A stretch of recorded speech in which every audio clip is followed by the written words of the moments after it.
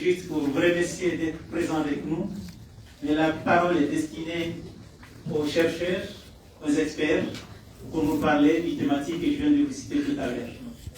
Vive la coopération, vive la recherche. Je vous remercie.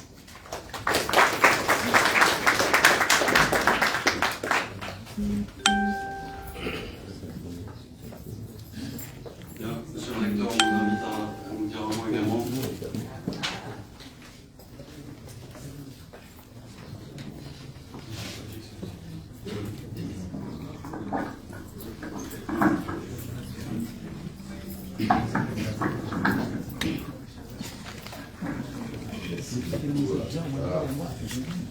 Honorable assistance, en volant qualité, salam alaikum.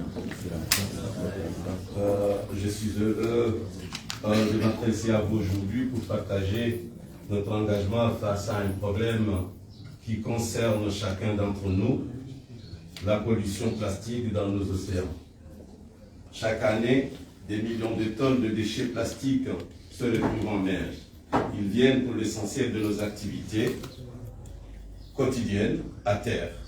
Ces déchets, souvent invisibles, car réduits en particules microscopiques, se diffusent partout, sur nos plages, dans les fonds marins et jusque dans la chaîne alimentaire. Nos îles, au cœur de l'océan Indien, sont particulièrement touchées. Bien que nous produisons moins de déchets plastiques que les grands pays voisins, nous en subissons fortement les conséquences. Nos paysages, nos ressources marines et la santé des populations sont menacées. C'est pourquoi le projet Exploit a été lancé par la Commission de l'océan Indien avec le soutien de l'Agence française de développement et du Fonds français pour l'environnement mondial. Ce projet ambitieux a pour objectif d'agir concrètement contre cette pollution. Il s'appuie sur 3 axes.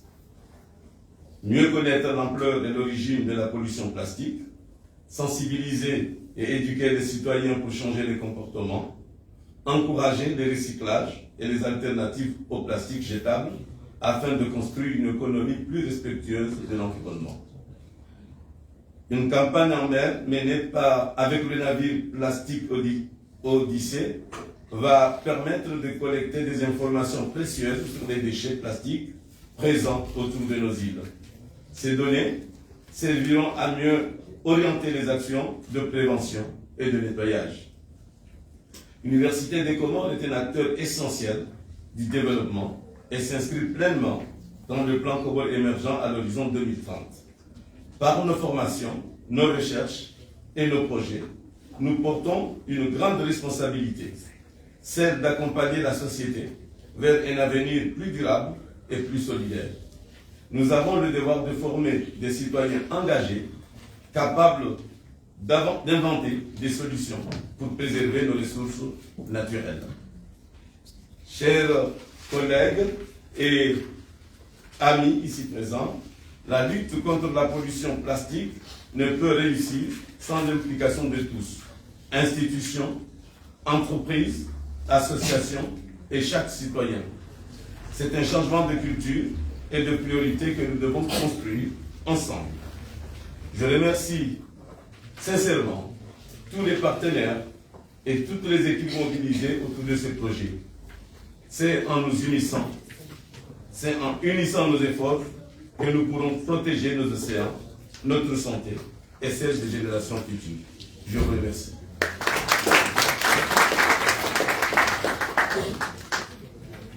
Merci beaucoup. Alors, monsieur le recteur a déjà fait la conférence en fait. On a gagné du temps. Merci pour l'exposé.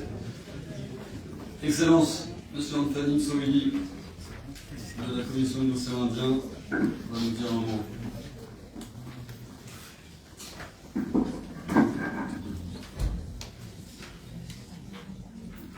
Merci. Monsieur le recteur de l'Université des Comores, cher ami doyen de la faculté des sciences, monsieur le directeur de l'Agence nationale de gestion des déchets, chers collègues de la COI, chers collègues Plastique Odyssée, chers étudiants, chers participants à votre rare qualité Tout protocole observé, salam alaikum.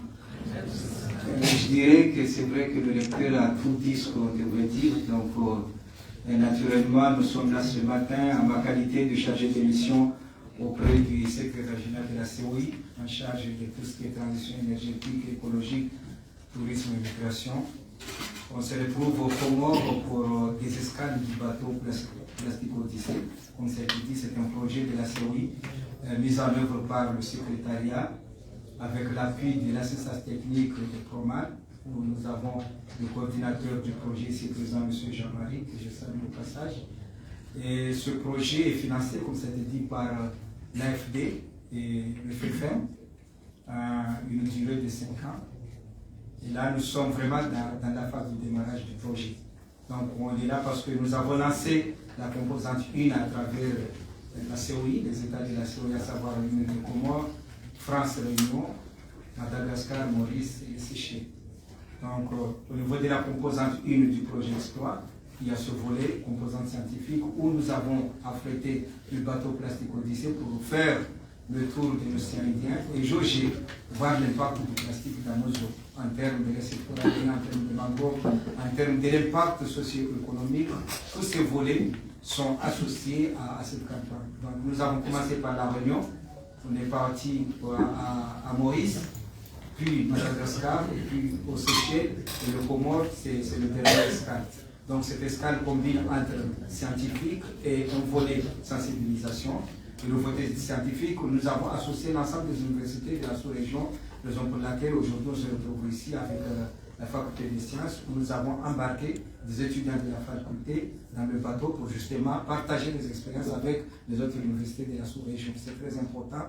Et nous remercions au passage l'ensemble des universités qui ont voulu se collaborer avec nous au niveau de ce projet. Ils ont beaucoup donné et nous pensons que les fruits de ces recherches pourront alimenter la prise de décision de notre décideur. Donc c'est très important, c'est une campagne océanographique qui n'a aucune connotation commerciale, c'est purement scientifique et les produits de ces recherches vont être partagés par l'ensemble des universités.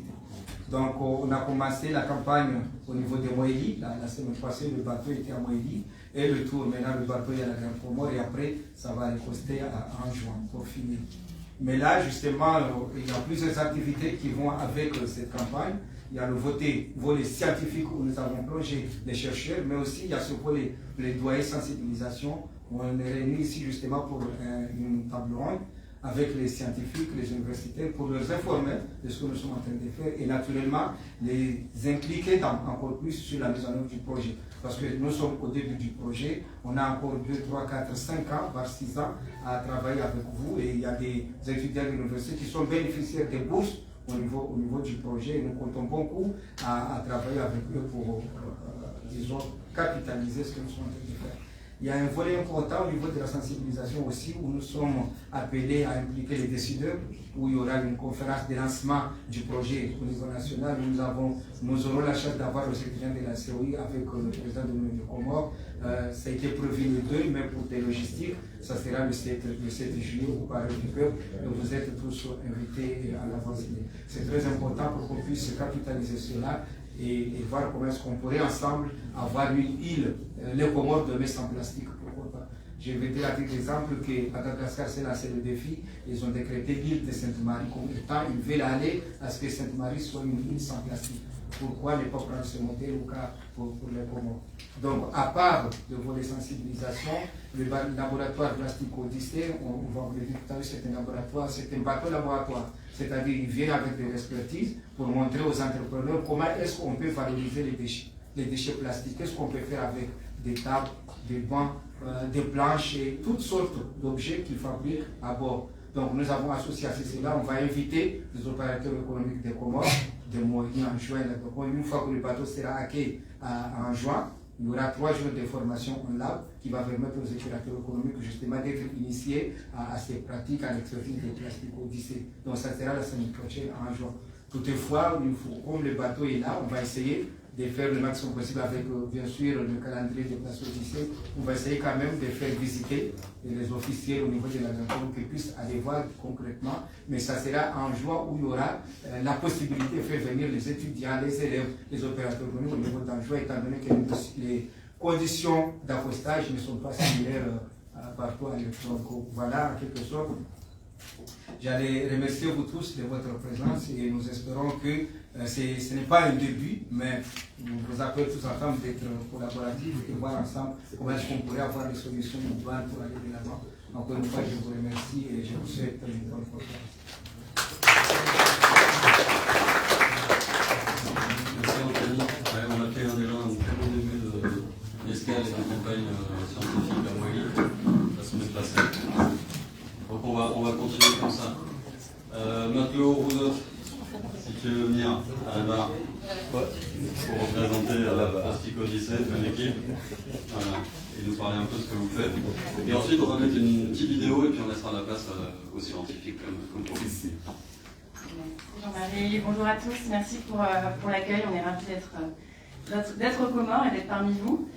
Comme l'a expliqué Anne-Fanny, donc on a fait la première, on a terminé la mission scientifique à Moïli la semaine dernière avec notamment cette belle brochette de scientifiques que vous avez là. Et donc en fait, ce Plastic Odyssey, pour rappeler un peu les faits, c'est qu'on est donc un navire laboratoire en expédition autour du monde depuis 3 ans. Et on part à la rencontre des entrepreneurs locaux pour rechercher des solutions de recyclage low-tech qu'on puisse répliquer en fait après dans chacun des pays où l'on s'arrête. Donc là, l'objectif pour nous, ça va être également de rencontrer des entrepreneurs donc des Grandes Comores, Moïli et de Anjouan lors de notre escale à Anjouan la semaine prochaine pour les accompagner à comment réduire la pollution plastique, comment on peut recycler le plastique déjà existant et quelles sont les solutions à mettre en place que nous avons déjà par exemple rencontrées dans les différents pays. Donc on a à bord différentes machines qui nous permettent justement de faire des tests à bord, de tester ces machines-là en recyclant ce qu'on peut ramasser lors des ramassages des déchets qu'on organise. Et dans le cadre de la mission scientifique, on a vraiment été ravis de pouvoir prendre part à tout ça. C'était une première pour nous. J'espère que ça pourra, enfin on espère tous que ça pourra continuer. C'est le fait de prendre part en fait à une meilleure connaissance de l'océan de manière générale, mais également aux côtés des scientifiques, quels sont les impacts de la pollution plastique. Donc ça s'inscrit vraiment dans une nouvelle dynamique qui j'espère, voilà, c'est que le début d'un nouveau chapitre qui va s'ouvrir. Et on était ravis de pouvoir partager durant ces quasiment 3 mois de mission scientifique. On était ravis de pouvoir partager la vie à bord avec eux, d'être avec des scientifiques locaux de chaque pays. C'était super intéressant pour l'équipage, d'en apprendre un peu plus, donc on est ravis. On espère que ça continuera. Merci encore pour votre implication et puis bon vent en tout cas. Et on aura les premiers résultats en septembre. Donc voilà, on espère que la suite sera aussi belle. Et pour petit rappel, j'en profite, on est en escale ici jusqu'au 4 juillet. Ce soir, on a la projection du film de Plastic Odyssey à l'Alliance française à 17h. C'est une entrée libre, gratuite, c'est ouvert à tous. C'est sur l'histoire de Plastic Odyssey et les premières micro-usines qui ont été fabriquées, notamment en Afrique, Sénégal, Guinée. Donc vous êtes les bienvenus, 17h à l'Alliance française. Il y aura une partie de l'équipe de Plastic Odyssey également pour répondre aux questions, donc on vous attend nombreux. Et puis merci encore de l'accueil. Merci Margot. Margot, vous avez aussi le capitaine qui est là, puis une partie de l'équipe qui pourront aussi répondre à vos questions. Avant de laisser la place au docteur Najim, qui est le chef scientifique, on va vous montrer un petit peu ce que ça donne. Une petite vidéo.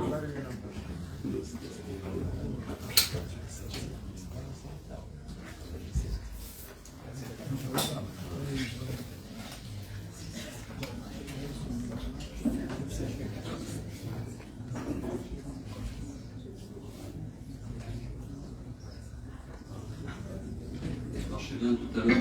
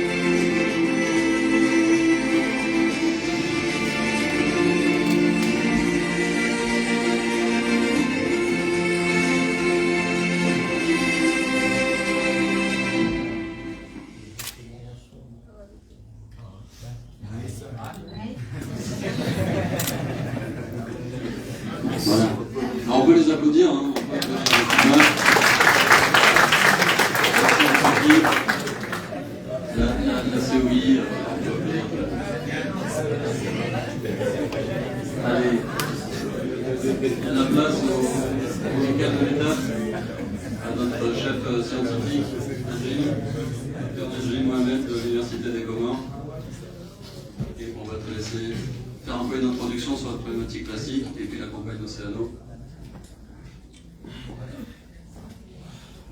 Monsieur le recteur, monsieur le doyen, monsieur le chef de mission, monsieur le directeur général de l'Agence nationale de la gestion des déchets, chers enseignants, chers étudiants, salam alaikum. Je suis ici en qualité de chef de mission de la partie expédition Comores et en même temps comment j'ai atterri dans ce projet.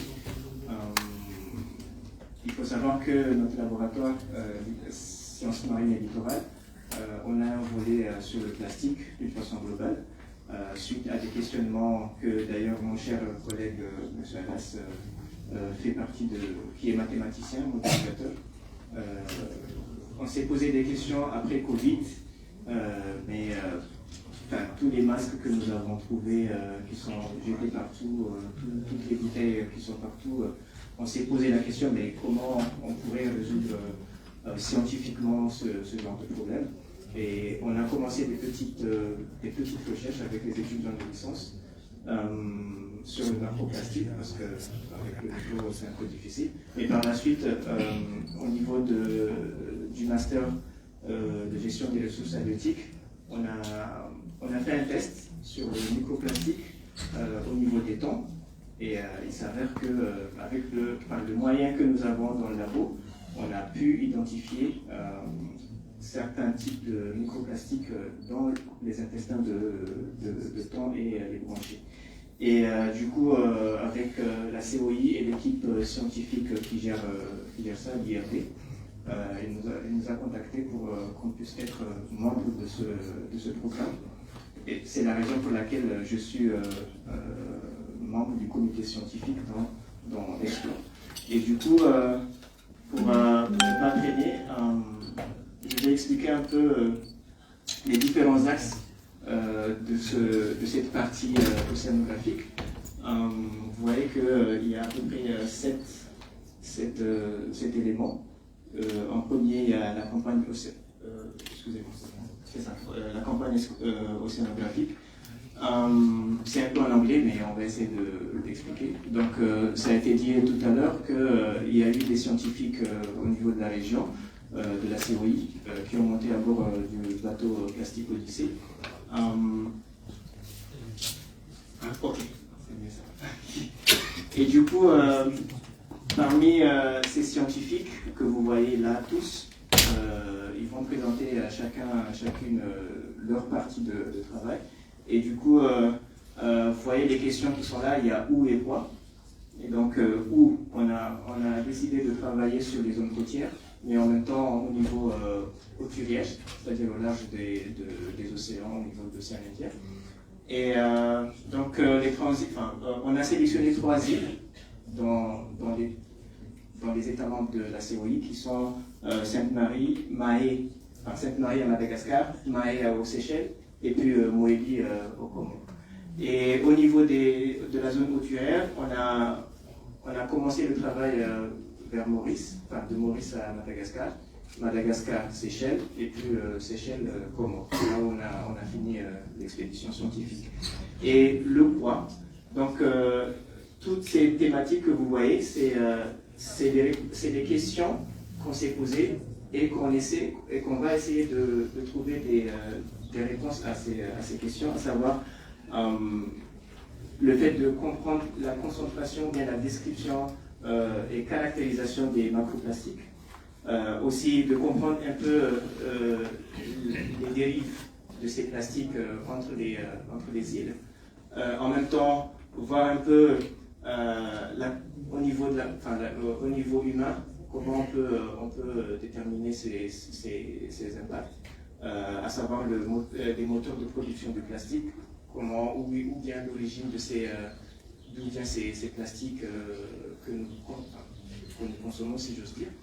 Et après, au niveau microbiologique, on essaie de voir quels sont les microbes qui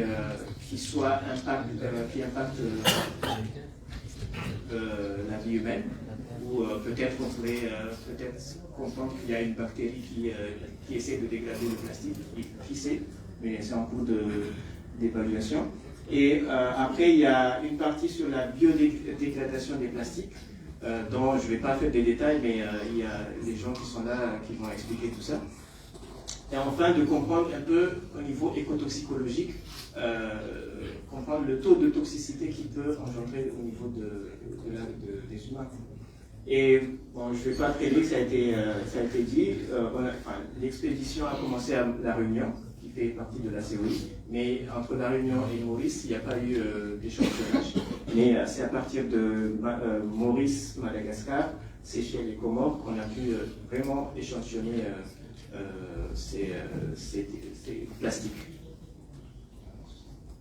Et voilà, à peu près, ici ce sont les universités qui travaillent en tant que membres du comité scientifique, mais en même temps qui hébergent les étudiants en doctorat qui sont là pour pouvoir donner des solutions. Donc vous avez l'Université de Maurice, l'Université des Comores, l'IHSM de l'Université de Juliard, l'Université de Seychelles et puis l'Université de La Réunion. Et vous voyez un peu comment on a pu, en petit résumé, comment on a vécu dans le navire Plastic Odyssée en termes de sauvetage, en termes d'échantillonnage, en termes de culture bactérienne, etc. Donc je tenais à vous remercier profondément de votre présence. Espérons que c'est, comme ça a été dit tout à l'heure, l'aventure commence. Donc espérons qu'on va pouvoir trouver des bons résultats qui vont nous permettre de prendre des bonnes décisions au niveau politique. Merci beaucoup encore une fois.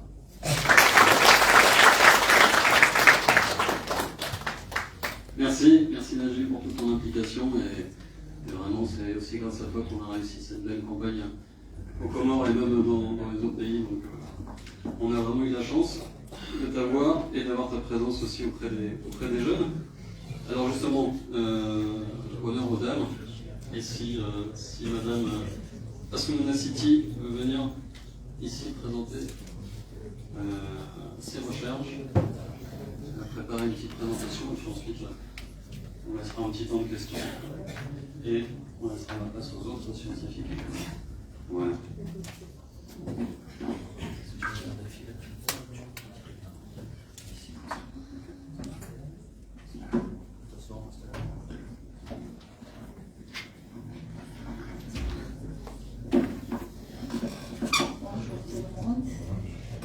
Je m'appelle Siti Assoumani et c'est un honneur de venir aujourd'hui vous présenter mon sujet.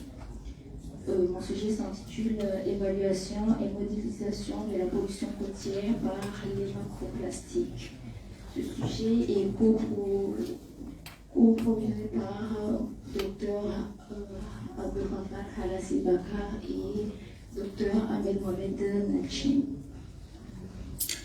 Les Comores sont connus comme faisant partie de 25 pays en compte de la biodiversité.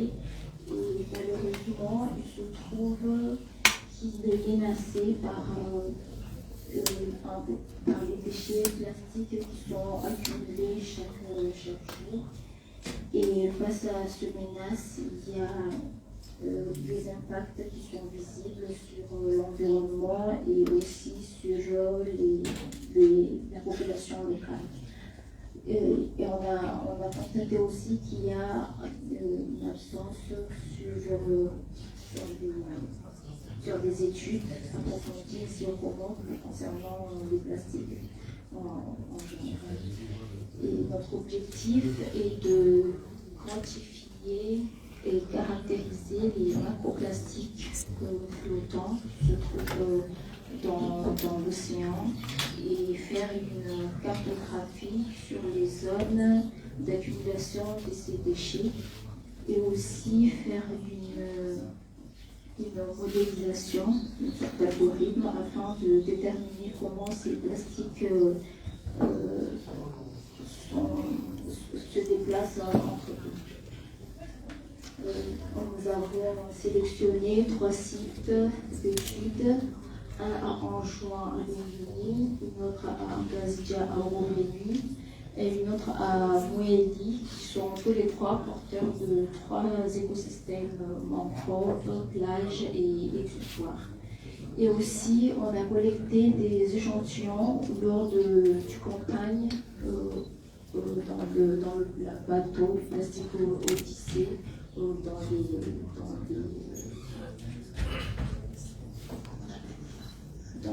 les plages mangroves, tout ça. Alors pour la collecte, nous avons des échantillons sur les transits, Madagascar, Maurice et ici à Moïka. Et là, on va identifier le type, le poids, la densité, le type de polymère qui constitue le plastique en quelque sorte, afin de savoir la nature exacte du plastique qui s'accumule ici au Comores et de savoir aussi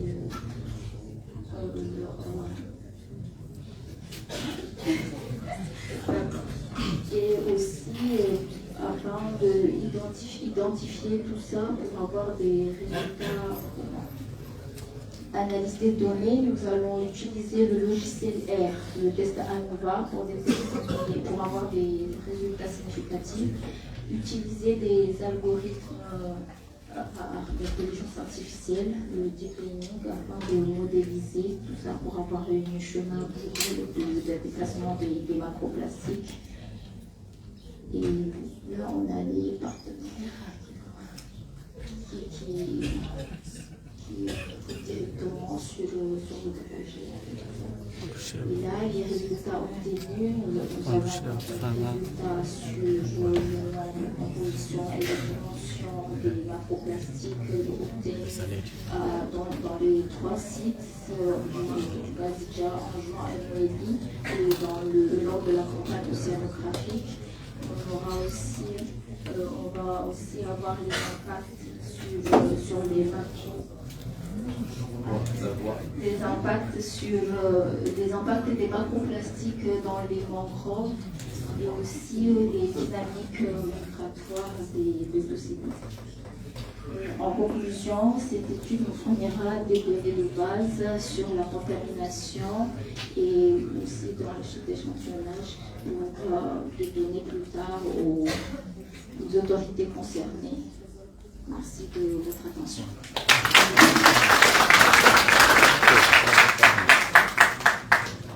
Merci Siti. Ok, alors là on a beaucoup parlé. On va maintenant vous laisser la parole à vous pour une première série de questions, remarques, peut-être si certains veulent lever la main, contribuer, peut-être on va vous rapprocher un petit peu pour venir parler au micro. Est-ce qu'il y a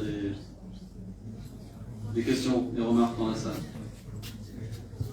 Vous êtes trop timide, ouais, madame. Alors, si vous arrivez à venir jusqu'ici, on vous entendra mieux. Vous parlez bien fort comme ça, vous voit pédagogique. Présentez-vous aussi comme ça, on va bien comprendre. Et d'après ce que la fille nous a montré, elle a dit que les déchets ont tendance à plus s'accumuler dans les mers, dans les mangroves. Est-ce que vous pouvez nous expliquer pourquoi les déchets ont tendance à s'accumuler plus dans ces zones que dans d'autres? Ou est-ce qu'ils ont des...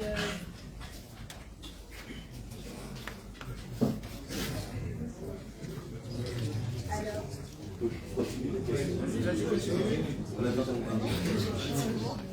et si, par exemple, les déchets étaient accumulés dans d'autres endroits, est-ce que les impacts seraient différents? Ok, merci pour cette question. Est-ce qu'il y a d'autres questions? On va en prendre 3 et puis après on répond. J'essaye. Encore une dame derrière.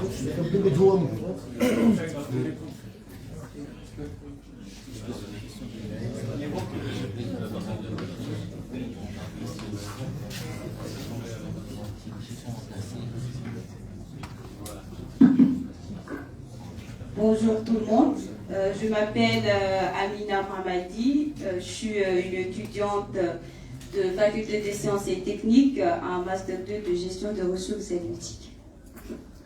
Ma question est si simple, je pose à Madame Siti. J'ai vu que vous avez choisi de travailler dans 3 sites, à savoir Nomashiwa Moedi et Urobeni, j'ai oublié l'autre côté. Ma question est simplement pourquoi le choix de ces sites? Merci. Question sur le ciblage. Est-ce qu'il y a encore une question? Une remarque? C'est bon. On passe en réponse. Alors, parmi nos scientifiques, c'est Thierry, bien sûr. Je laisse répondre et puis si les autres veulent apporter des compléments aussi après. En fait, on a sélectionné ces trois sites parce qu'ils sont à la fois, genre, il y a un plage, un exutoire et en même temps un endroit, ce qui fait qu'on peut collecter toutes ces informations dans une seule et même endroit pour après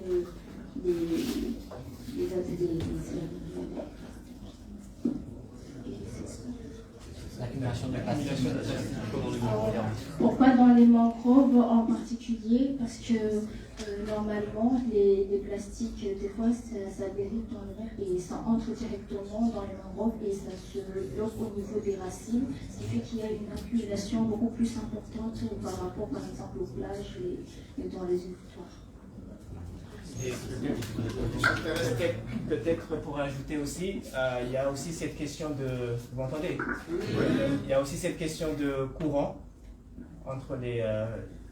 au niveau des océans. Il y a des courants qui se croisent. Et donc, il y a cette accumulation qui va se faire. Je vais vous dire une petite anecdote. Avec Margot, on était à Ouala. Et du coup, on était juste en face du village. On a fait, je ne sais pas, 10 tours. On ne trouvait pas de macroplastique. Mais on s'est décidé d'avancer un petit peu vers un câble qui était là. Et on a eu en 5 minutes, je ne sais pas, on a trouvé une dizaine, une quinzaine de macroplastiques. Du coup, c'est ça, pour répondre à la question, c'est une question de courant qui arrive à mettre tous ces déchets dans un seul endroit. Et aussi, il y a aussi l'arrivée des plastiques, entre autres tous les déchets qui arrivent de la terre et qui s'accumulent avec les dépôts terrigènes. Et ça fait qu'au niveau des plages, on a cette accumulation aussi. Voilà. Merci Najib. Alors on a une question d'une personne qui est en ligne, parce qu'on a aussi des gens qui sont connectés. Alors on va voir si on arrive à l'entendre. Et sinon elle va écrire sa question, on va la poser. Parce que là on est en live dans le monde entier. Oui, est-ce que tu peux allumer ta caméra Brandon, s'il te plaît?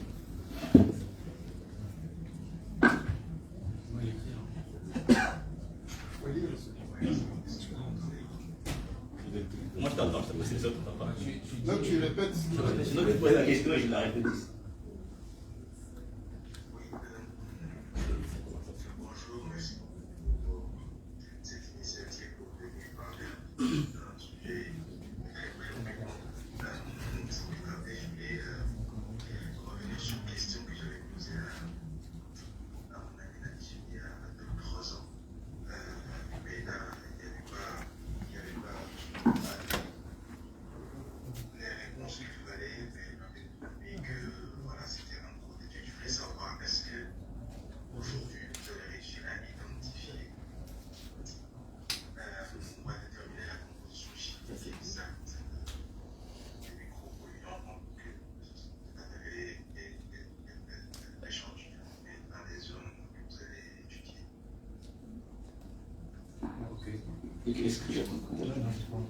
La question a été posée par le Dr Mohamed Amolanzare, qui est à l'université de Trois-Rivières au Québec. Je voulais savoir, est-ce que vous avez pu déterminer les différents composants des micropolluants qui ont été échantillonnés la dernière fois? Est-ce que maintenant on a pu arriver là, on est toujours là? Alors, merci, merci Mohamed. Je vais peut-être te décevoir, parce que malheureusement non, parce que oui, je vais être réaliste.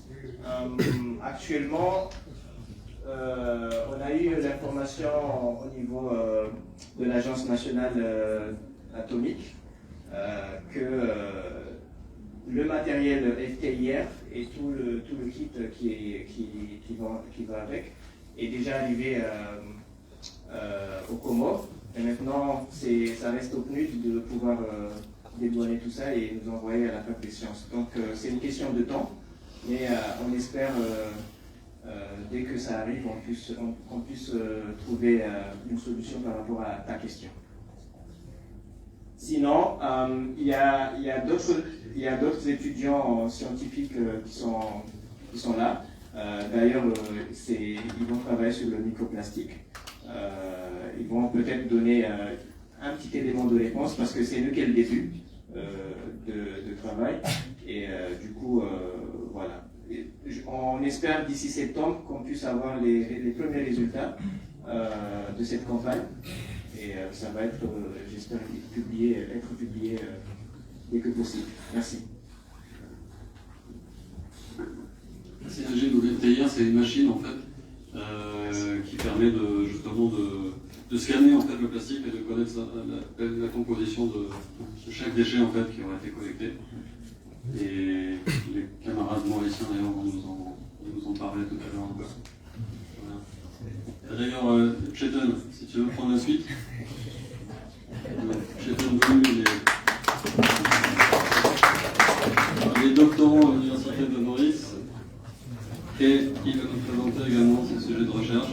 Chetan, il a accompagné la campagne presque dans les 3 pays, hein, c'est ça? Ça fait le tour. Premièrement, bonjour à tous. Il m'a déjà présenté et merci beaucoup. Et pour définir mon rôle de ces campagnes, je vais une seule mot, microplastique.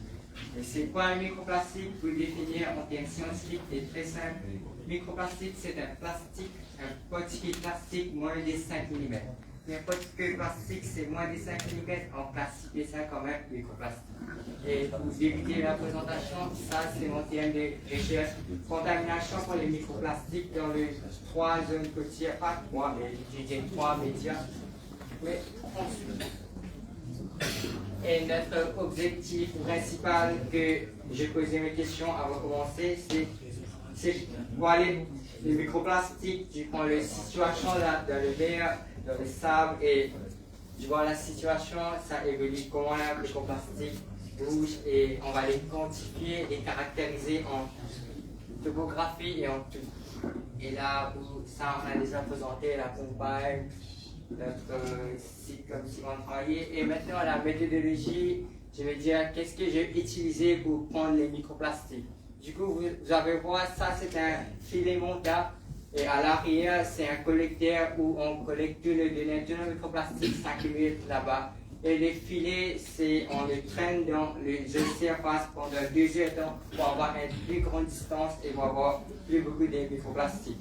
Et ça, on l'a fait grâce à le bateau de géo dans l'extérieur lagon et aussi dans le lagon. Et là, comme vous voyez, l'analyse se fera au labo pour avoir un résultat plus concret. Et là, j'ai débuté à Maurice et on a fait notre premier échantillonnage en utilisant le filet monteur. On a fait, disons, 5 stations. Tous les 5, on a mis les monteurs pendant 2 heures. C'était pendant le temps de Gramaté-Benéa et aussi dans l'après-midi. Et on a fait tout ça pendant les campagnes. On a commencé, c'était voir les bateaux et on a analysé les données, les tri, c'était pesé à bord pour voir les plastiques qui sont visibles, on les collectait. Et ça c'était prévu, qu'est-ce qu'on a fait? Ça c'est comme si aux Seychelles, je n'ai pas le temps de mettre comment, mais c'est pas grave. Ça je suis désolé pour ça. On va vous donner après. Mais c'était comme c'est un peu pareil, ça c'était mon site, je prends les données sur le sable, dans le lagon et l'extérieur lagon. On a 3 zones et on va voir la situation, l'accumulation de microplastiques on aura. Et on a fait ça sur des sites sur Comores. Et c'était bien vu. Et là, le résultat, on a eu un premier données qu'on peut dire, c'est vite fait, comme c'est un grosso modo de données. Pendant les transits, c'était plus on approchait du côte, le nombre de microplastiques augmentait. On a plus de microplastiques près de la côte qu'en pleine mer. Et dans tous les sites qu'on a fait, on a eu des microplastiques. C'est un bon et pas bon, mais on va voir. Et là, les clés, le résultat attendu qu'on va faire. Et c'est pas grave. Non, c'est un mot. Un mot carreau. Vas-y. Tu vas nous le dire comme ça. C'est pas grave. Et les résultats clés qu'on aura, je veux dire, tous les résultats vont nous voir une situation de la microplastique, pas que sur Maurice, sur toutes les îles, on va voir la situation, comment ça évolue et les courants. Et j'ai oublié de mentionner, on a aussi, pendant les transits, on a logué les drifters. Ça, c'est pour étudier les courants qu'on a. Le premier résultat en septembre.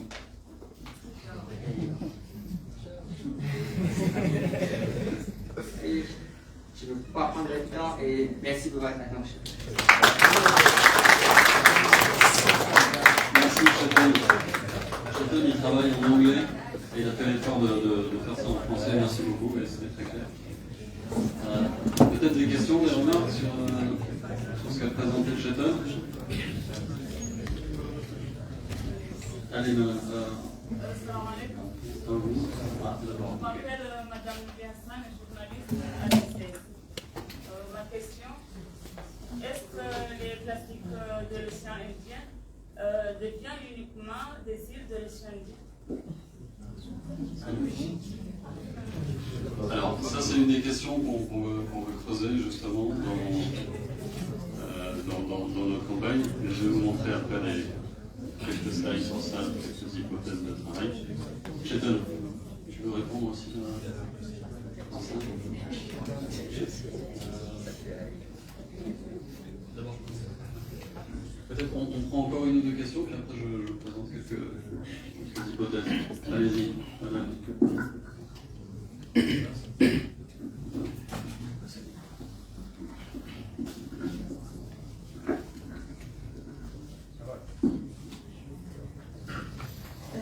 Je voudrais savoir pourquoi se concentrer plus sur les microplastiques que sur les plastiques normales, sachant que dans tous les cas, les deux c'est des plastiques, et pourquoi les microplastiques ont plus d'impact que les plastiques normales.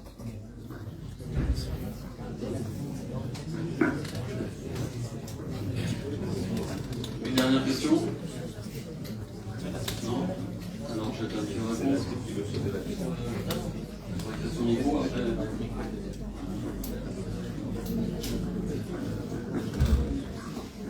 Et les microplastiques, notamment, quelques sont visibles, mais il y en a d'autres qui ne sont pas visibles. Ça veut dire qu'il n'est pas là. Et c'est comme si, pas un short-term effect, mais on aura un long-term effect. Les microplastiques, on a fait des recherches des lots. On a eu des microplastiques dans le poisson peu consommé à Maurice, c'est présent. Et on a aussi fait des études sur les touchis de mer, qu'on a fait la dissection. La cause de la mode, c'était le plastique. Et les marine animals, les animaux marins, dont ils comprennent les microplastiques comme de la nourriture, ils consomment ça. Et ça, on dit ça comme si des bioaccumulation. Ça va être pas aujourd'hui, mais l'effet est là. C'est pour ça qu'on attaque dès le commencement. On the start. Deepak, si tu veux bien aussi réagir. Également, vous avez vu qu'il y a des panneaux d'explication, il y a une petite exposition qu'on a installée, donc n'hésitez pas aussi à faire la conférence, à lire ces panneaux, ça répond aussi à certaines de vos questions, notamment sur les risques pour la faune et puis même pour les êtres humains des plastiques en termes d'ingestion directe, mais aussi avec tous les pathogènes en fait, qui se fixent sur ces plastiques. Et finalement, les déchets plastiques, micro, macro, portent après des bactéries qui sont dangereuses, des maladies. Merci, Henri, bonjour. Et pour répondre à la question de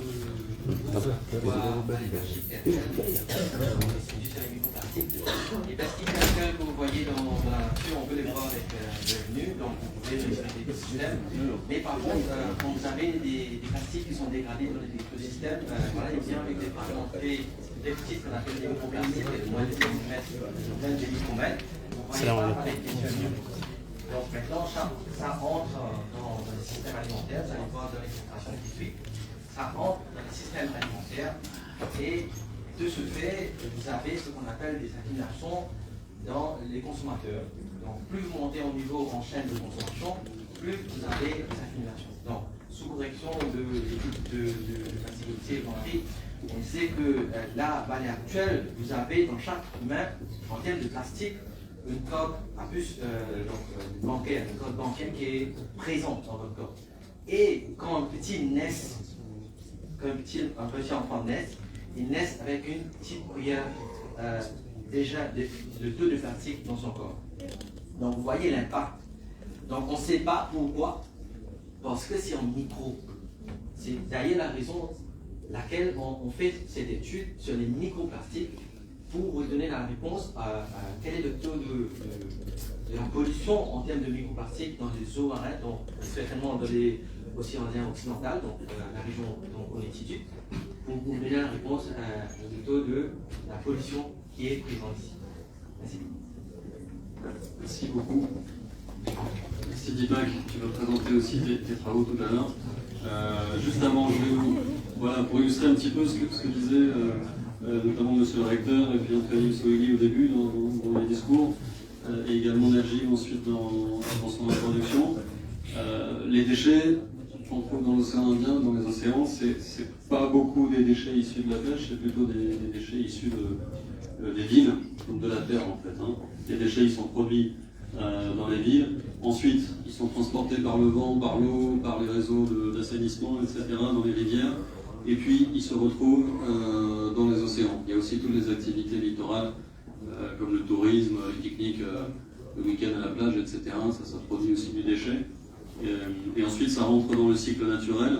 Alors les macroplastiques, on les voit, ils flottent et on peut à la limite les ramasser, mais quand ils se dégradent, quand ils se décomposent en micro, en nanoplastiques, après ils sont beaucoup plus difficiles à identifier. Et là ils rentrent dans le cycle de l'eau, ils rentrent aussi dans les chaînes alimentaires. Et finalement c'est quand on les voit plus qu'ils deviennent les plus dangereux, quoi. Voilà. Bon, c'est important aussi de rappeler, et ça c'est au cœur de la démarche du projet Expédition Plastique Océan Indien de la COI, et puis de la démarche de Plastique Odyssée aussi, que le plastique il a des impacts et il comporte des risques en fait sur toute sa chaîne de vie. Le plastique il est produit à base de pétrole, donc le pétrole ça émet des gaz à effet de serre, et puis il y a aussi plein d'impacts environnementaux dans l'extraction du pétrole. Ensuite on transporte ces matières-là, ça crée aussi des risques et des impacts sur l'environnement.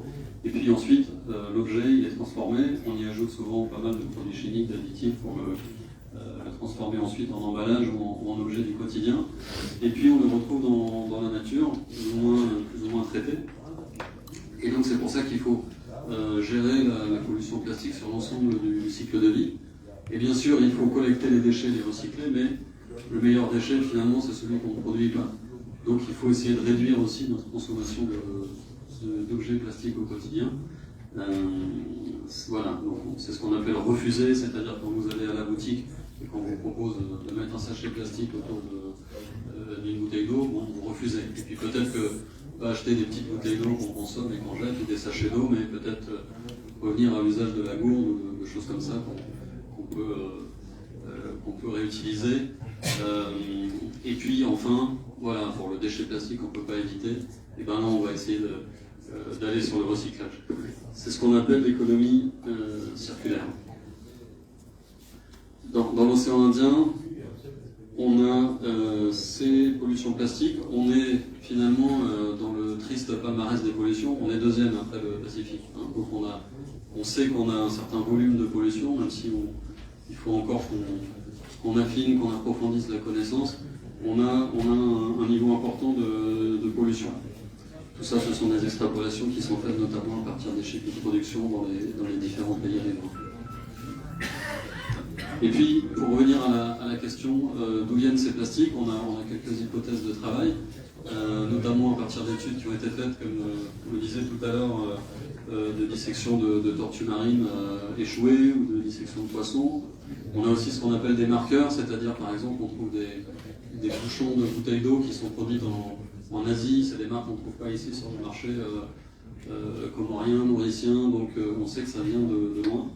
Et on modélise aussi les courants, c'est pour ça que d'ailleurs sur le bateau on a largué des bouées drifters qui sont en fait des bouées GPS qui dérivent et qui aident à modéliser la dérive des courants. Et donc comme ça on sait un peu d'où viennent les plastiques. Ce que la campagne Océano nous dit également là, dans les premiers résultats, c'est que effectivement il y a une production de déchets qui vient d'Asie et qui est transportée par les courants. On sait que les courants dans l'océan Indien ils changent en fonction de la saison, mais il y a une partie qui est apportée de l'extérieur, également du littoral est-africain. Mais il y a aussi, je parle sous votre contrôle les scientifiques, il y a aussi beaucoup de déchets qui viennent de chez nous, et dans les prélèvements qu'on a fait, là il y a aussi une vraie production locale. Donc effectivement il y a des enjeux géopolitiques, de négociations internationales, de traités mondiaux sur la pollution plastique qui sont en cours de négociation. Le ministère de l'Environnement, la NGD, qui sont ici présents, sont impliqués dans ces négociations pour que peut-être on réduise à la source la production de plastique, que les pays les plus gros pollueurs fassent des efforts de réduction avec des objectifs chiffrés, et puis aussi qu'on ait un principe de justice environnementale, de pollueur-payeur.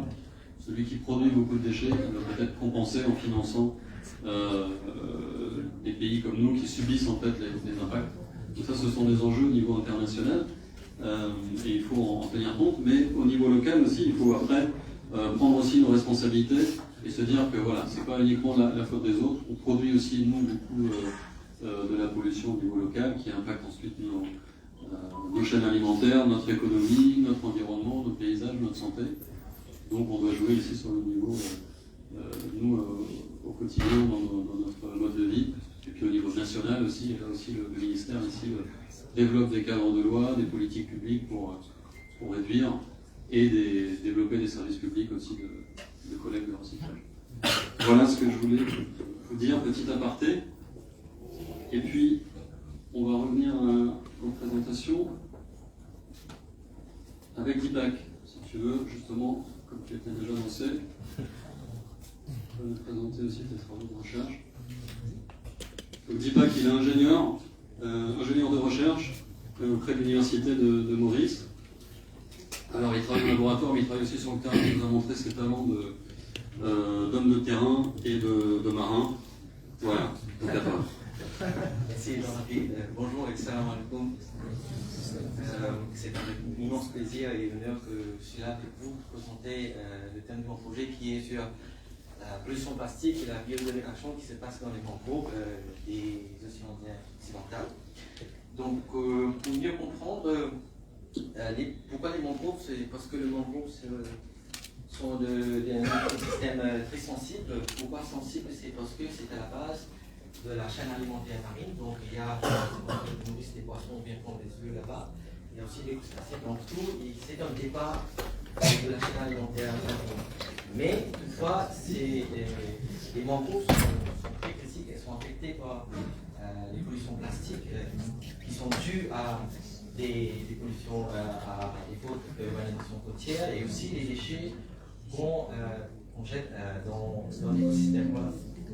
Et les plastiques, de ce fait, ils s'accumulent dans les mangroves et ça affecte le cycle des nutriments que vous avez dans les mangroves. Mais la science n'est pas restée les mains croisées, on apporte des solutions. Il y a des solutions telles que le PLA, le polylactique acide, comme on dit.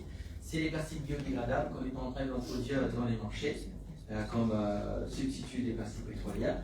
Mais toutefois, il y en manque des données, comment ça se dégrade dans la nature. Et cette étude est conçue pour essayer de répondre à la question comment les plastiques se dégradent dans les écosystèmes de mangroves et aussi le PLA.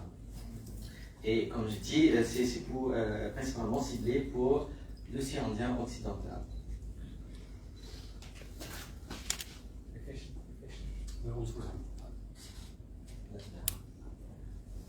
Donc, on s'est posé des questions, comment mieux comprendre la pollution plastique dans les mangroves. Donc, on va poser ces questions, quels sont les types de plastique qui se trouvent dans les mangroves, quelle est la concentration des plastiques. et quels sont les effets de ces plastiques sur les sites de nutriments qui se trouvent à l'intérieur de l'écosystème des mangroves. Et bien sûr, quelle est la capacité de l'écosystème avec les bactéries et la microbiologie, est-ce qu'on a la capacité de dégrader le PLA et même les plastiques? Et en ce temps-ci, avec l'étude microbiologique, on va essayer de trouver des souches de bactéries qui sont présentes dans le mangrove qui peuvent dégrader les plastiques. Donc pour ça, on établit les objectifs de la recherche qui est pour évaluer les caractéristiques physico-chimiques. Donc on parle des tailles des microplastiques, la typologie du site, et les caractériser tout. Et on va analyser la diversité microbienne liée à la métagénomie, donc on dit des bactéries indigènes qui sont déjà présentes dans les mangroves, et de tester éventuellement la biodégradabilité des plastiques dits biodégradables, donc comme le PLA, ce qu'on appelle le contrôle des plastiques pétrolières, et en même temps d'élaborer des recommandations basées sur les données qu'on a collectées.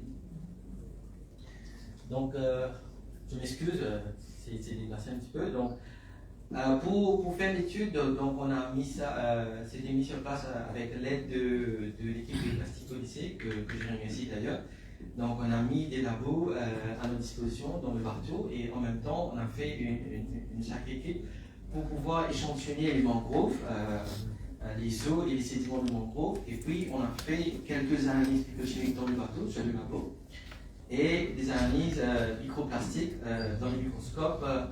Et ensuite de ça, arrivant à Maurice, on va faire des études analyse microbienne et éventuellement développer ce qu'on appelle un site à Maurice pour pouvoir étudier la biodégradation des plastiques dits biodégradables dans les écosystèmes mangroviens. Alors, comme site d'étude, on a fait premièrement le Madagascar, ici à Paris. Vous voyez là, il y a 3 sites qu'on a suggérés là. Il y a Nukinsi, au sud nous avons l'Ilunad, et puis là il y avait un restaurant que je me souviens, c'était Samson. Et vous voyez les clichés des mangroves qui se trouvent au Madagascar. Là c'est aux Seychelles. Aux Seychelles on a fait également 3 sites. Donc il y a un site au sud de l'université, Anse Royale. Et on avait Polonais, c'est une site protégé de mangroves, et aussi sur une réserve naturelle aux Seychelles, donc c'est l'île Curieuse. On a fait, vous voyez les clichés juste à côté. Et au Comores, on a privilégié le site de Amoili. On a fait des prélèvements sur les sites de Ouala et à Numachua. Vous m'excusez. Alors, comme on a maintenant les données physico-chimiques, la concentration des plastiques, qu'est-ce qu'on va faire à Maurice? On va essayer de simuler cet environnement qu'on a eu dans les zones de l'océan Indien occidental. On va essayer de trouver un site.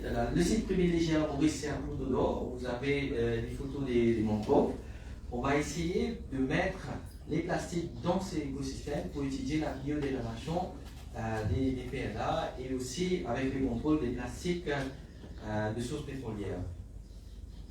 Mais la méthode qu'on va utiliser, c'est peut-être la diminution en termes de masse, comment ça va évoluer, comment la masse des plastiques qu'on a mis dans les mangroves, ça va diminuer avec la défragmentation, et aussi étudier comment la déformation va affecter les cycles de nutriments, et aussi comment la consommation de microplastiques va varier des eaux et des sédiments.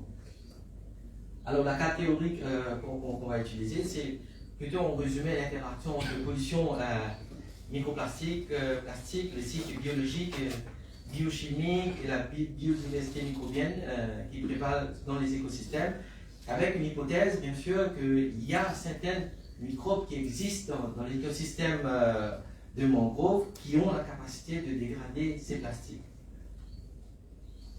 Donc l'innovation du projet serait de normaliser les protocoles et les normes pour tester les microplastiques. Là, on est content avec Nadine, peut-être on va essayer de collaborer ensemble pour trouver comment normaliser les méthodes pour tester les microplastiques. Ce n'est pas bien encadré pour le moment. On va essayer d'encadrer avec des recherches pour en trouver une méthode très directe, correcte et acceptée pour tout le monde.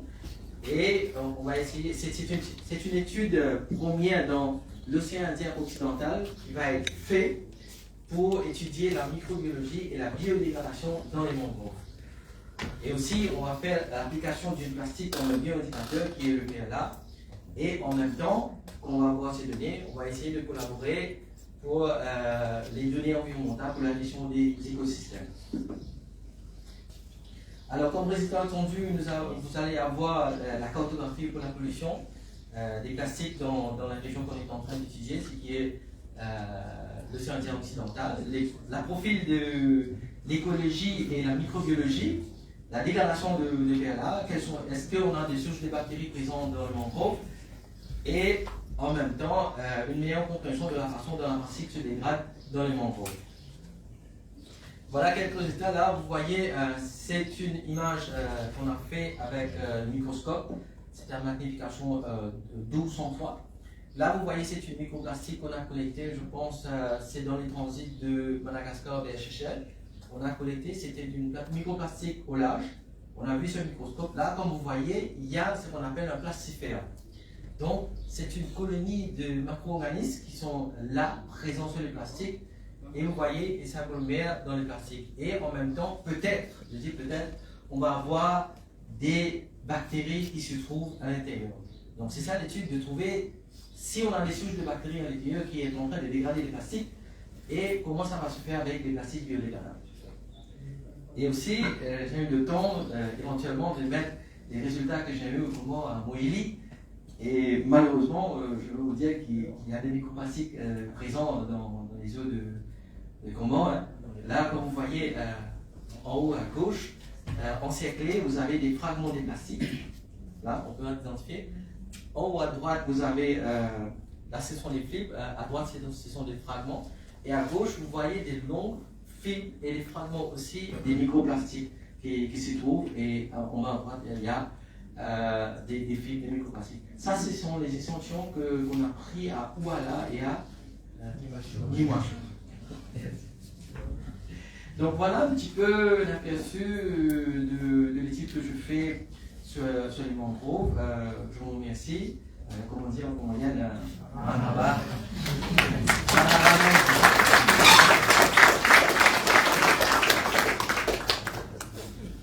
Merci Dibac. Bon, vous avez vu, c'était pas sa première fois au Comores. Il reviendra aussi parce qu'il y a des collaborations qui vont être utiles. Merci beaucoup. Moi j'ai noté quelques notions importantes. Bon, évidemment il y a des micros et nanoplastiques dans les eaux comoriennes. J'ai noté aussi qu'il y a des plastiques biodégradables et qu'on se pose des questions. Voilà. Bon, il y a plein de questions.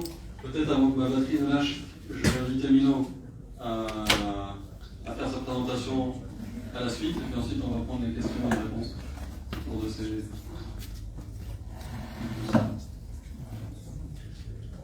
Voilà. Alors, frère Mino Rakotovo, à toi. Il est doctorant à Madagascar, l'université de Tunéa. Voilà.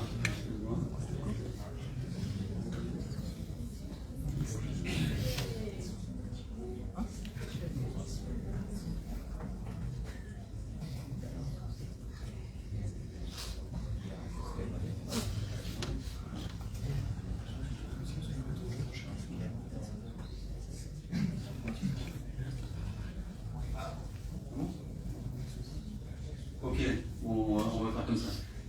Mino, à toi. Bonjour à tous. Moi, comme la présentation est déjà faite, moi j'interviens dans l'axe 4 du volet scientifique sur l'impact des microbes sur la santé humaine.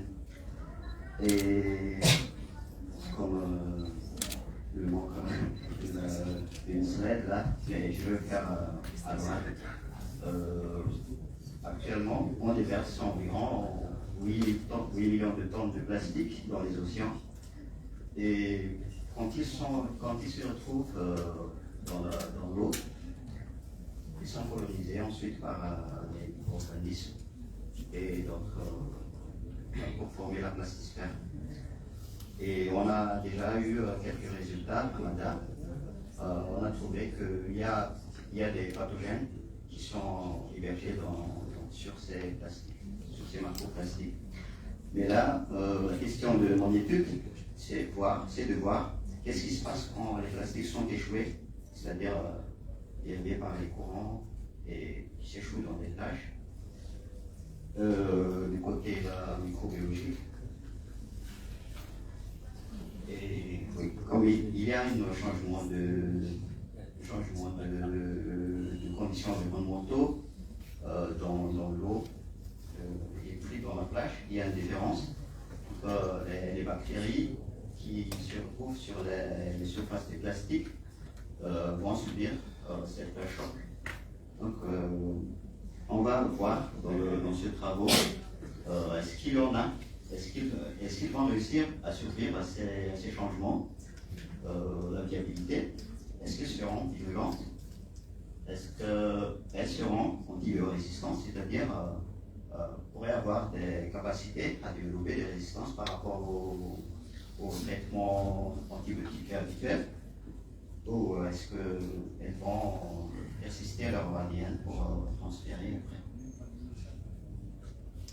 Et comme méthode, nous avons fait la collecte sur les plages et dans l'eau de mer pour faire une comparaison dans 3 pays, Madagascar, Seychelles et Comores.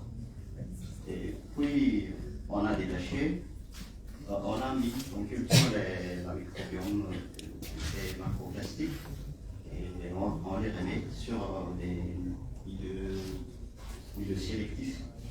Et là, vous voyez un peu l'aperçu du bio sur un plastique, sur un boîte de pétri. Et c'est à partir de ces colonies-là qu'on va faire les analyses avec la virulence, la résistance et la persistance. Comme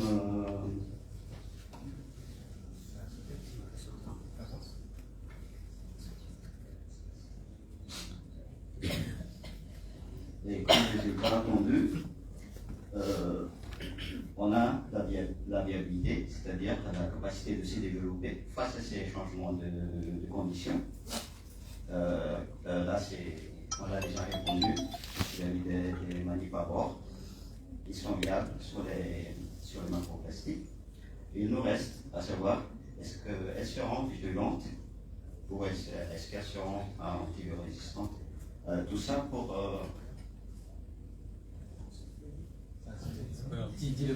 Tout ça pour évaluer le risque microbiologique associé à ces macroplastiques lorsque ils sont en contact avec les humains. C'est tout pour moi. Merci. Merci Milo. Merci beaucoup Milo. Il n'a pas dormi depuis 3 heures. Finir les analyses, préparer sa présentation et c'est super. Merci à toi. Des questions et des remarques? Alors à la fois pour suite à Deepak et puis également suite à la présentation de Milo sur les risques en matière de santé humaine des pollutions plastiques. Des questions, des remarques? Merci Codicet aussi. À vous mesdames, rapprochez-vous si vous voulez, ça va mieux pour combien vous essayez comme ça. Allez, comme ça. Salam alaikum à tous. Étudiant de la faculté de sciences et techniques en secrétaire d'environnement. Lors de votre exposition, j'ai entendu parler que le pétrole est produit à base de les plastiques sont produits à base de pétrole. L'exposition de M. Touré, il a dit qu'il y a une dégradation de plastique sur les écosystèmes des mangroves. Alors j'aimerais savoir quel impact peut engendrer cette dégradation sur ces sites. Merci. Merci. Professeur Deepak, à toi. Merci Jean-Henri, merci pour la question. Et éventuellement, si vous arrivez à suivre les slides, on disait que quand il se passe des dégradations dans l'écosystème de mangrove, pour le plastique d'ailleurs, on va étudier ce qu'on appelle les cycles de nutriments dans des écosystèmes mangrovières. Comment éventuellement ça va affecter la vie qui se passe dans les mangroves, ça en termes d'écosystème, mais aussi sur les nutriments en termes de pollution, hein, tout. Comment ça se passe dans les mangroves? Est-ce que ça dérange vraiment l'écosystème ou en même temps que ça dégrade, ça ne dérange pas les mangroves? Donc il y a plusieurs hypothèses qu'on a mis. L'une des hypothèses que j'ai mis, c'était sur la présence des bactéries indigènes qui se trouvent dans les mangroves pour la dégradation des plastiques. Mais en même temps, on a cette hypothèse de est-ce que ça dérange ou ne dérange pas l'écosystème des mangroves. Je pense que je réponds à votre question. D'autres questions, bien sûr, si vous avez.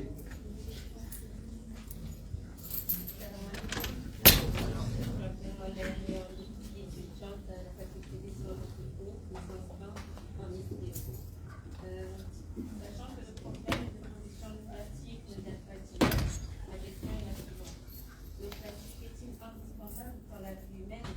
Ne pourrait-on pas changer sa composante par un autre élément qui assurera sa fonctionnalité tout en étant moins polluant?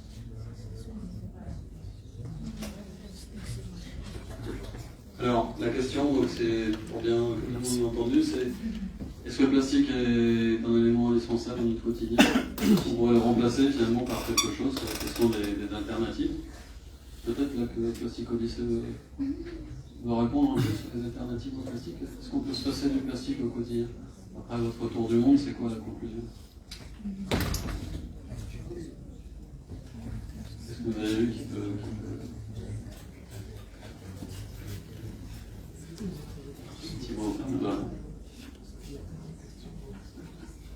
Bonjour à tous, merci pour la question. Donc, pour représenter Plastic Odyssey, donc on a fait maintenant presque 3 ans de tour du monde, et à chaque escale, on va justement documenter les alternatives à un usage du plastique, qui soit dans le shampoing, que ce soit autour de la consommation de l'eau, etc. Je pense que le premier élément de réponse, c'est que le plastique, il est rentré dans nos vies il y a... Enfin, dans nos vies, je n'étais pas encore là, mais il y a 60 ans. Et jusqu'à là, l'humanité s'est très bien débrouillée pour vivre sans plastique. Donc maintenant, c'est sûr qu'on voit que c'est omniprésent. Si on est tous ici aujourd'hui, c'est parce que l'omniprésence devient un peu trop pesante. Mais du coup, nous, on va vraiment documenter sur les usages, différents usages. Comment est-ce qu'on fait pour changer? C'est pas tout le temps un matériau qui va remplacer. Vous avez évoqué, est-ce qu'il faut trouver un matériau qui va remplacer? Le plastique, il a des propriétés qui sont assez particulières, qui fait que c'est difficile des fois de le remplacer, donc des fois on trouve des solutions, et des fois on va aussi changer les habitudes. Ça c'est un travail sur lequel on travaille beaucoup. Comment est-ce qu'on change notre façon d'être pour se passer de l'usage du plastique? Donc, par exemple, je vais prendre la question de l'accès à l'eau. Si on a une source d'eau potable, on va pouvoir avoir de l'eau potable au robinet. En fait, on n'a pas besoin d'avoir de l'eau en bouteille. Si le seul moyen d'avoir de l'eau potable, c'est d'acheter une bouteille d'eau, donc on voit que c'est pas, on ne va pas changer la matière de la bouteille d'eau, on va juste changer la manière dont on a accès à l'eau. Dans ce cas-là, on peut se passer de la matière plastique. Voilà. Et puis il y a plein d'exemples, je ne sais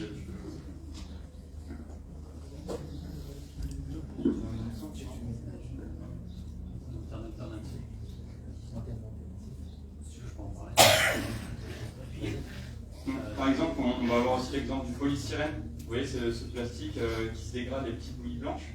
Ça va venir absorber les chocs dans les transports. Ça, on a vu des alternatives à base de champignons.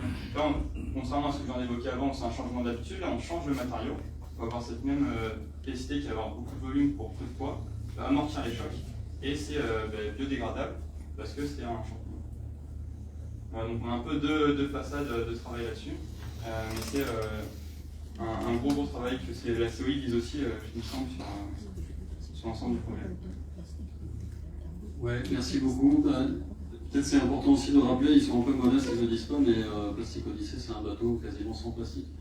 Ils vivent au quotidien en essayant vraiment d'avoir une discipline qui fait qu'ils n'ont quasiment pas de plastique à bord, c'est-à-dire que pas de bouteille d'eau, parce que là c'est une fontaine à eau, d'eau filtrée, et des gourdes et des verres en verre, etc. Donc pas de plastique, donc c'est possible.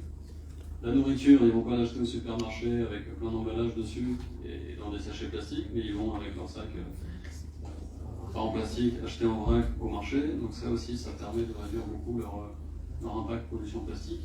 Donc il y a plein de gestes comme ça au quotidien qu'on peut faire qui montrent que le plastique, on peut s'en passer beaucoup. Après, c'est vrai qu'il y a des usages sur lesquels on n'a pas encore vraiment d'alternative, comme par exemple dans le milieu médical. C'est vrai qu'il y a beaucoup de plastique pour les contenants de médicaments, ou des seringues et autres. Après, dis pas qu'on a parlé un peu, il y a des plastiques biodégradables qui commencent à apparaître. Alors, ça a des avantages, ça comporte aussi un peu des risques, parce que si on dit que les plastiques sont biodégradables, en fait, souvent, ils ne sont pas biodégradables comme ça dans la nature, on les jette et puis ça disparaît avec l'eau, c'est pas ça. Il faut quand même les recycler, les composter dans des conditions très spécifiques. C'est pas aussi simple. Et par contre, dans l'esprit des gens, si on se dit le plastique est biodégradable, bon, finalement, il n'y a plus de risque, donc on va continuer à le jeter, ou on va recommencer à le jeter. Donc bon, on travaille aussi à la fois avec les chercheurs sur la vraie biodégradabilité de ces plastiques, et puis sur aussi tous l'accompagnement en termes de sensibilisation qu'il faut faire. Bon, pour l'instant, il n'y a pas de solution miracle, le plastique biodégradable, pas cher, disponible sur le marché, il n'existe pas. Donc c'est encore un travail de recherche et développement que le projet Expo va accompagner aussi. Et puis il y a plein de matériaux intéressants, matériaux naturels qui permettent d'avoir des alternatives au plastique. À l'époque, avant le plastique, on utilisait dans le quotidien de la terre cuite, du bois, des choses comme ça. Ça, c'est des choses aussi auxquelles on peut revenir. Et puis on a vu dans les pays de la région, notamment à Maurice, des innovations avec des objets qui sont faits à base de fibres végétales, coco, sucre de canne, etc. Et ça, c'est hyper intéressant parce qu'on récupère des déchets de l'agriculture, de la canne à sucre, de la coco, tout ça, et on découpe, on presse, on prépare la matière, et avec ça, on fait des assiettes, on fait des sacs de fibres, plein de choses. Donc ça montre aussi que le plastique à base de pétrole, il n'est pas forcément indispensable. Voilà. Ça, on pourrait dire fortement. Allez. Soumzé, présentez-vous, directeur général de l'Agence nationale de gestion des déchets. Voilà. Merci beaucoup, moi c'est Soumzé, directeur de l'Agence nationale de gestion des déchets. Merci pour la question. Je vais profiter de rebondir un peu de ce que l'État a essayé de mettre en place. Vous savez que depuis 2017, il y a eu une loi qui a interdit l'utilisation des sachets plastiques. Ici, malheureusement, jusqu'à présent, on n'a pas encore essayé de changer cette mentalité. Peut-être ici chez nous, nous voulons être fouettés, et c'est pas ça ce qu'on veut. Donc, je ne sais pas si vous avez vu récemment, il y a une semaine, nous sommes en train de faire une sensibilisation pour essayer de changer la mentalité de la population comorienne. Réellement, on peut vivre sans le plastique. Donc il faut savoir qu'il y a 15 ans, on a commencé à parler de ces plastiques. Jean-Marie l'a dit, à l'époque, nos mamans marchaient avec les signes, je ne sais pas comment on va dire en français, avec les paniers, avec toutes sortes de récipients pour aller au marché. Donc en ce moment, nous avons des plastiques biodégradables. C'est déjà dit ici. Il y a des importateurs qui essayent d'importer ces sachets plastiques, dont nous encourageons beaucoup plus.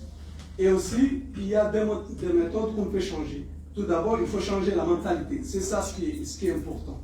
Parce que si on met dans nos têtes qu'on peut vivre sans le plastique, ça veut dire que c'est déjà une solution.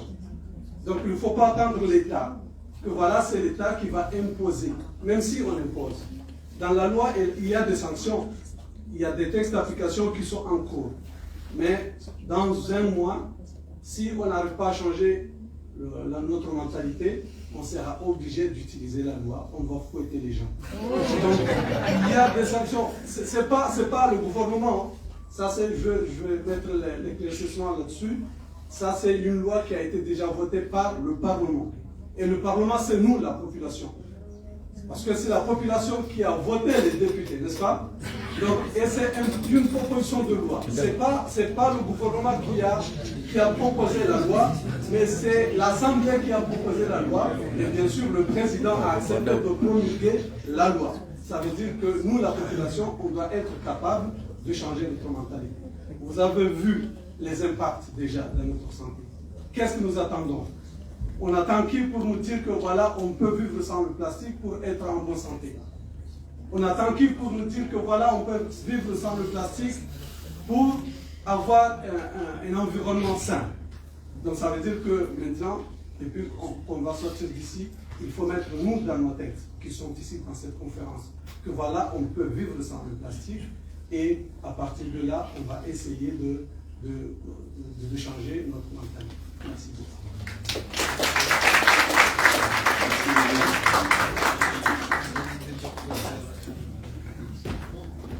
Salam alaikum.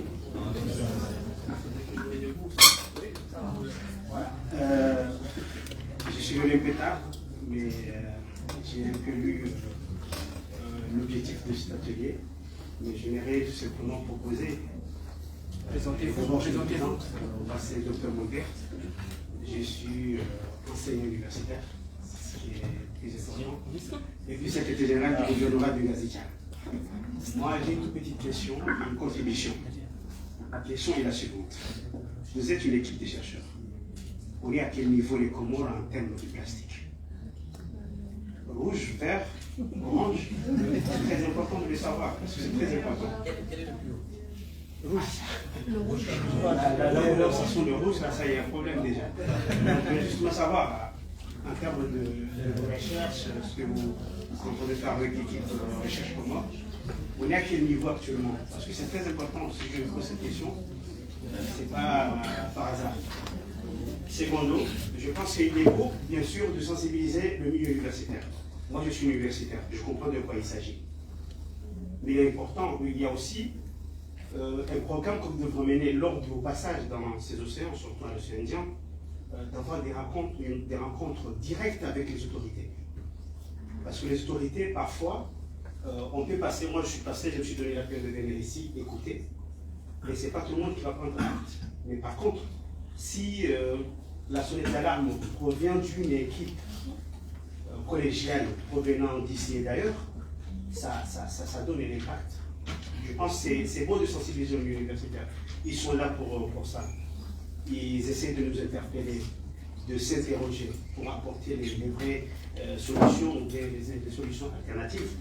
Il est aussi meilleur aussi de tenir compte que s'ils sont là, aujourd'hui on ne comprend pas que ce milieu ou bien ce projet devrait être accompagné, c'est parce que c'est une minuscule des autorités qui sont au courant de la chose.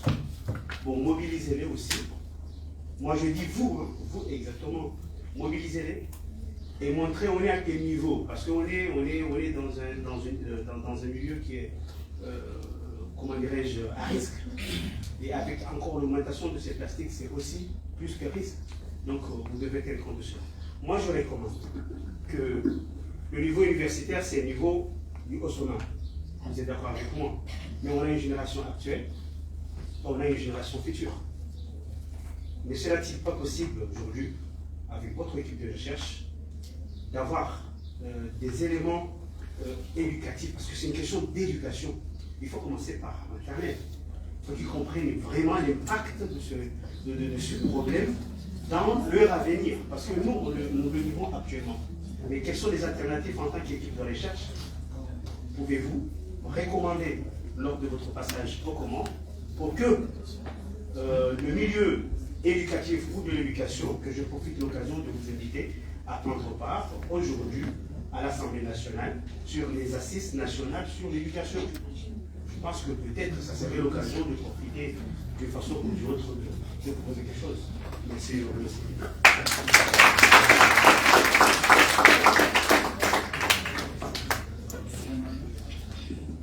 Merci beaucoup pour cette intervention. Je voulais justement dire qu'avec le bateau Plastique Odyssée, on va faire de la sensibilisation d'enfants qui ont entre 8 et 15 ans notamment. Donc on va faire venir des enfants à bord. On a organisé les visites pour plus de 250 enfants avec le gouvernorat et aussi avec l'UNICEF. Et on va donc leur partager un petit peu notre mode de vie à bord, aussi leur faire une visite pour expliquer comment fonctionne un bateau et évidemment les alternatives au plastique qu'on a trouvées de partout à travers le monde. Et on a aussi, ensuite on a installé une exposition itinérante qu'on appelle les Malles au trésor, à l'Alliance française d'Anjouan, où il y aura des alternatives au plastique, une explication aussi de l'émission de plastique au lycée, etc. Donc c'est un axe qui est très important pour nous, l'axe de sensibilisation et d'éducation environnementale pour les enfants. Et c'est quelque chose qui est essentiel puisque c'est vraiment sensibiliser à cette thématique les générations futures qui vont être des acteurs clés. Voilà, merci beaucoup. Et pour compléter, vous invite tous, ce soir, vous êtes tous présents, vous avez vu un peu les présentations plus pointues. Ce soir à 17h, on est à l'Alliance française avec le film, c'est un film Canal+, qui est accessible à tous, à tout âge, et qui raconte l'histoire du lancement de l'expédition, et je pense qu'il est plus accessible aussi au grand public, qui raconte une histoire autour de cette pollution, autour des solutions qu'on a rencontrées. Et vous invite tous à inviter vos proches, qui ne vont plus être là ce soir, qui ne sont peut-être pas partie du milieu académique, de nous rejoindre ce soir à 17h à l'Alliance française. Merci. On a encore Deepak qui voulait ajouter quelque chose, et puis Anthony Moussoli qui voulait aussi contribuer à ça. J'aimerais bien passer un message, vous qui êtes là, hein, les jeunes et les moins jeunes aussi. Hein. Vous êtes, voilà, presque jeunes. Vous êtes là des ambassadeurs en ce qui concerne les gestions des déchets. C'est à vous de vous mettre devant, de sensibiliser les gens, de donner l'exemple aussi aux jeunes et aux moins jeunes aussi, et les petits. Comment on va faire? Donc on est là comme des universitaires, vous donnez l'exemple qu'on va faire. Par exemple, hein, je vous dis quand on va au jeu chaud, on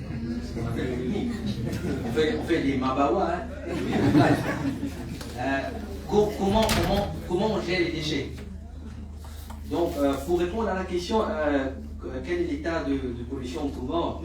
Donc il y a mes collègues scientifiques qui vont vous dire, on a visité Sainte-Marie, Seychelles et à la fin Comores, mais quand on a rencontré Jean-Fanny à Fonboni, là on a vu une scène assez étrange et peut-être, là il y a désolante aussi, avec tous ces plastiques qui étaient à la plage.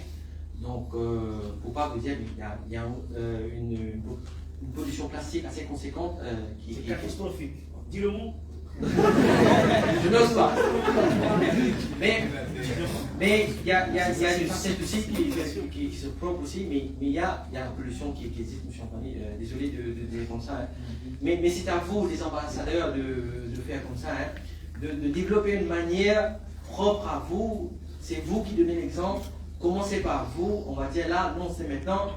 On cesse de faire comme ça, on va pas, si on jette les déchets, on va le mettre proprement dans une place pour que puis on gère les déchets et on fait comme ça. C'est à vous de faire, c'est à vous de donner l'exemple. Merci. Merci. Anthony. Merci. Peut-être ce que j'allais rappeler à nouveau, ça a été dit, mais évidemment c'est une question de changement de mentalité. Nous sommes tous ici à l'université, je pense que si on commence à partir de la faculté d'avoir un comportement sans plastique, ça peut avoir un effet, naturellement, dans notre famille, dans notre maison, ainsi de suite. C'est une question de volonté avant tout. Nous, au niveau de la COI, par exemple, nous avons ce projet Explore, qui va initier avec le ministère sectoriel de l'environnement. Nous, la COI n'a pas un pays appelé COI. La COI accompagne les initiatives de nos États.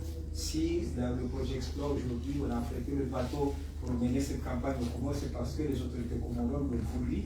Ça a été passé en conseil des ministres, on a eu toutes les autorisations et que ça nous a permis d'être au Comores. Donc, c'est avant tout l'État comorien. Donc, le ministère de l'Environnement est en avant. Et nous avons la chance d'avoir que cette année, les Comores ont la présidence de la COI. C'est-à-dire la COI a une présidence. Et cette année, c'est les Comores qui assurent la présidence de la COI. Donc, il y a ce volet aussi que l'État comorien veut encore s'impliquer encore plus pour le suivi de cette année. Donc, pour nous, on ne peut pas faire la place. Et nous, on envoie un signal, un modèle. On a des scientifiques de l'Université des Comores. C'est à l'université de s'approprier tout ce qu'on a pour outils pour diffuser. Ça a été dit, vous tous, vous êtes là, mais si quelqu'un va au marché, l'achète même une chemise, si on ne lui donne pas un sachet, il se fâche. Tout le monde, ça c'est naturel. Si tu me donnes quand même pas des sachets, c'est quoi? Tu défends. Or, la personne peut-être, c'est à toi de lui dire que non, désolé, je ne veux pas des sachets. Parce que nous voulons être un monde sans sachets. Donc, c'est avant tout, nous, comment faire, et ces enfants-là nous a dit, le bateau ne peut pas accoster ici à la plateforme. Sinon, au niveau de nos activités, à chaque état que nous intervenons, il y a cette possibilité d'éviter le bateau plastique odyssée. Ils ont des instruments, des outils, en éducation et en environnement, de se baser sur le plastique. Mais ici, le bateau accostera en juin seulement. Donc c'est là-bas où les étudiants en juin, les élèves vont pouvoir monter dans le bateau, on peut faire les visites et puis savoir comment ça se passe. Mais les activités que nous faisons déjà, c'est simplement l'intervention avec les universités. On aura l'intervention avec les opérateurs économiques, on aura la chambre de commerce, on aura je l'ai dit ici, une conférence nationale des nations, on va inviter le président, les ministres, tous les acteurs, les communes, les maires et tout le monde. Ça sera du juillet ou pas le 19, mais tout le monde est fait. Donc, ce sont ces étapes de sensibilisation de la public. Le projet Exploit, je le disais tout à l'heure, il est à ses débuts. Donc, nous, on travaille avec le ministère secteur de l'environnement. Le point focal du projet, c'est le directeur général adjoint de l'environnement, M. Siraj Kandile. Donc, c'est lui la porte d'entrée au niveau du projet Exploit. Donc, toutes les activités allaient dans ce sens. Nous, il y a des activités de sensibilisation, des activités scientifiques, des activités d'appui au niveau des politiques nationales. Ici, par exemple, on avait appuyé l'ingénieur pour l'élaboration de la loi 4 de la juridiction au Comores. C'est celui qui l'a appuyé. Donc, chaque initiative, on les développe. Donc, c'est à vous de vous approprier du projet Exploit et voir quelles sont les priorités par rapport au Comores et que le projet, et nous, au niveau de l'action, on va vous accompagner dans ce sens. Mais avant tout, je me redis, c'est une question d'éducation et de mentalité. Si nous, dans cette salle, on a pris le devant, à la sortie, on dit sans plastique, ça va faire changement quelque chose. Merci. Merci Anthony. Effectivement, le projet Exploit va continuer pour encore plusieurs années. Donc on va revenir au comment, on va continuer de travailler avec vous, avec les chercheurs comoriens, l'État, le secteur privé, etc. Ça c'est que le début. Allez, petite question encore, et après on laissera un mot à Najib pour conclure. Voilà. Salam alaikum. Je me présente, je m'appelle Germain Pierre, je travaille pour l'association Noé à Moï. Je suis le coordinateur du projet ROCOS en collaboration avec le Parc national de Moï.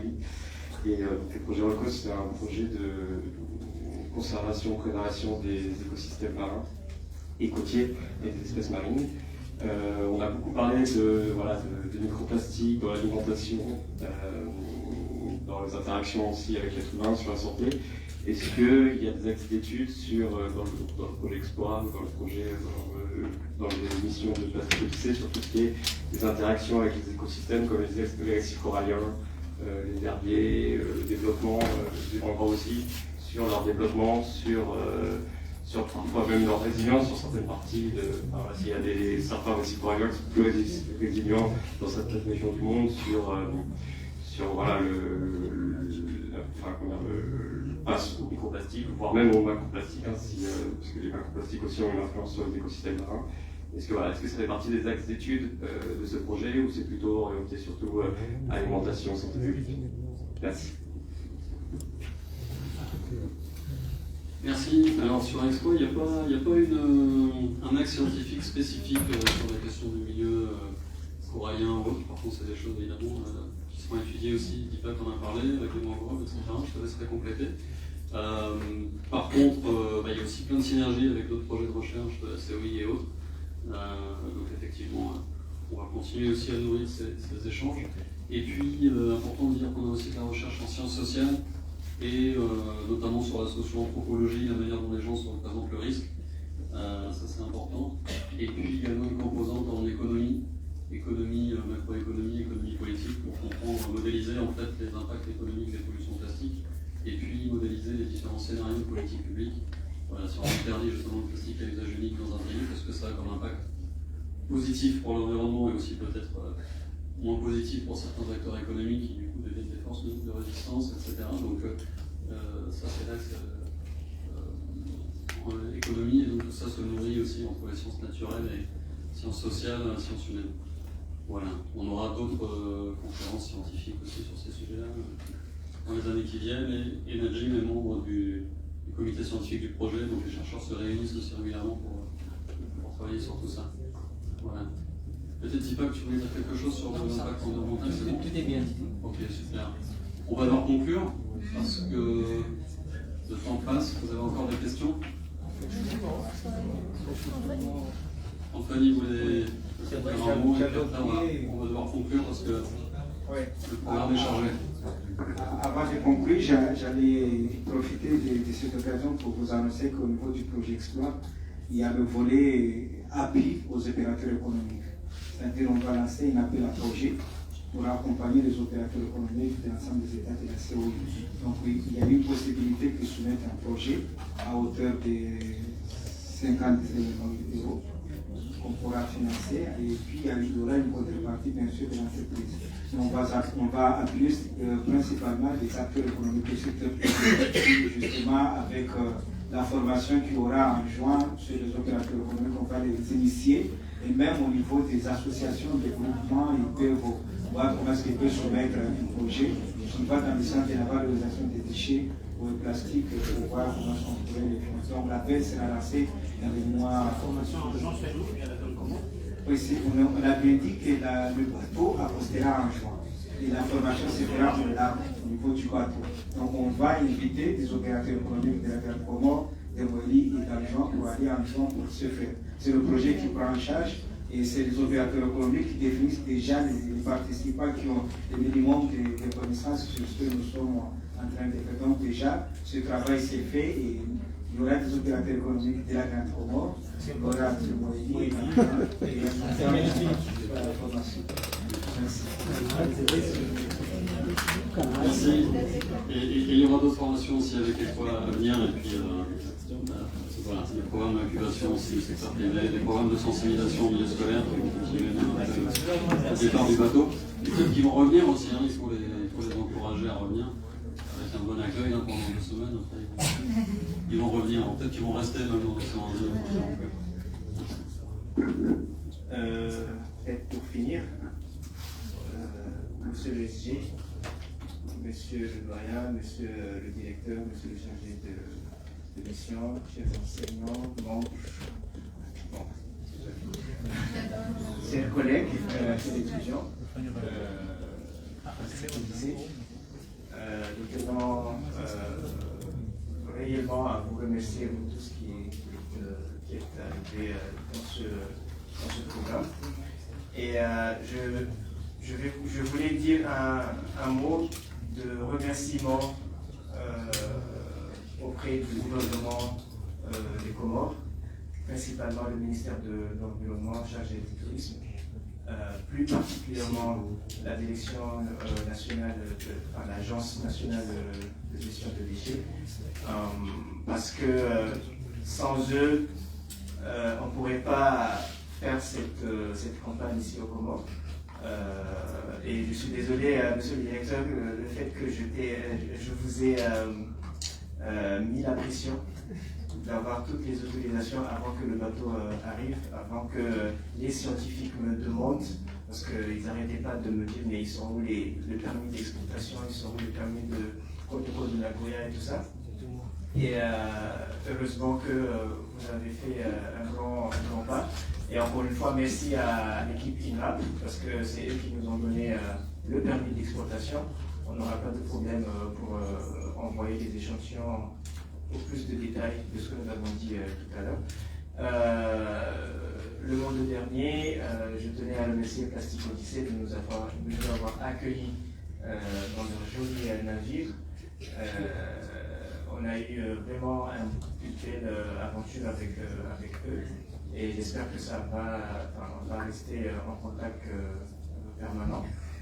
Et merci beaucoup, vraiment merci beaucoup pour finir l'Université des Comores, la Faculté des Sciences, de nous avoir facilité cette conférence ici à l'Université des Comores, Faculté des Sciences. Et last but not least, comment on dit ça en français la COI, parce que c'est eux qui accompagnent ce projet. Un grand merci à Fanny et Jean-Marie. Et vous allez envoyer le message au secrétaire de la COI. J'espère que je n'ai pas oublié personne. Je vous remercie.